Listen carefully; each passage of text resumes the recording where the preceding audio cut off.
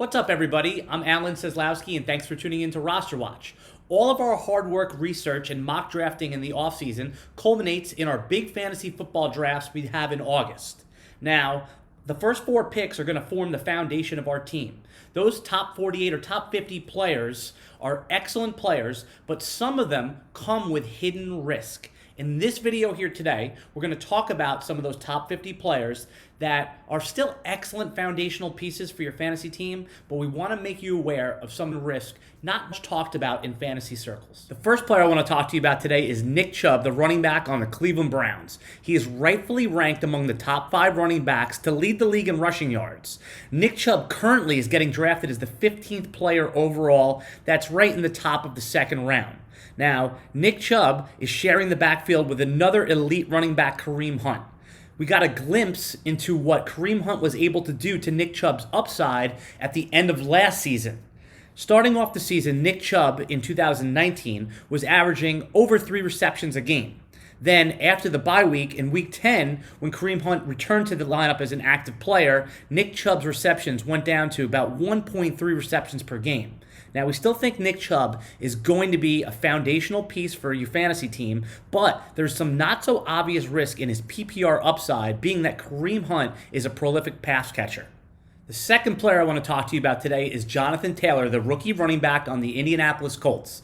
Taylor's current ADP is 46 overall, right near the end of the 4th round in most 12-team drafts. He's the RB16 being selected currently. Now, there have been no more bigger advocates of Jonathan Taylor during the whole pre-draft process than Roster Watch's own co-founders, Byron Lambert and Alex Dunlap. They project him to be an elite NFL runner.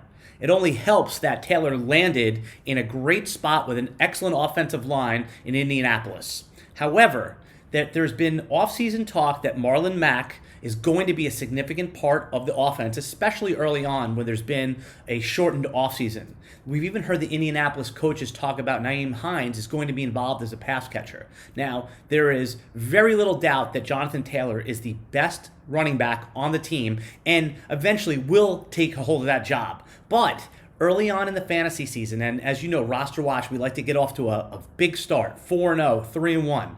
Jonathan Taylor could see a limited carry share and workload heading into that first month of the season. Now, it is possible that Jonathan Taylor takes the reins and goes right away, but there is hidden risk, not so much being talked about in fantasy circles with Jonathan Taylor.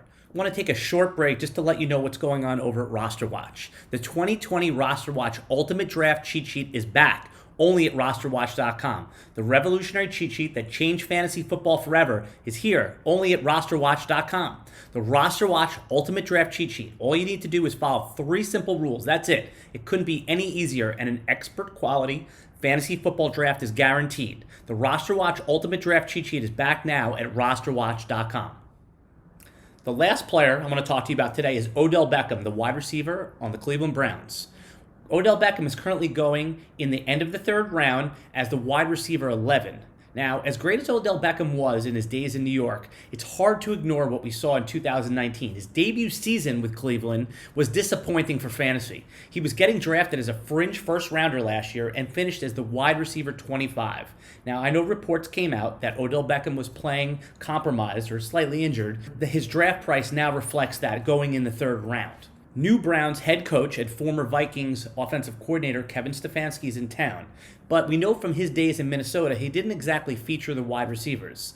Both Stephon Diggs and Adam Thielen averaged about 14 and 10 fantasy points respectively. So we do know Odell is better than those players and more dynamic, and also demanding targets is going to be Jarvis Landry. Kareem Hunt should also get his fair share of targets, and new tight end Austin Hooper, who is the highest paid tight end in the league, will also be there to demand targets.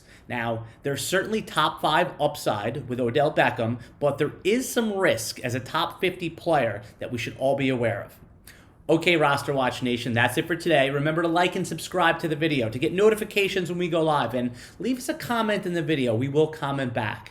Until next time, goodbye.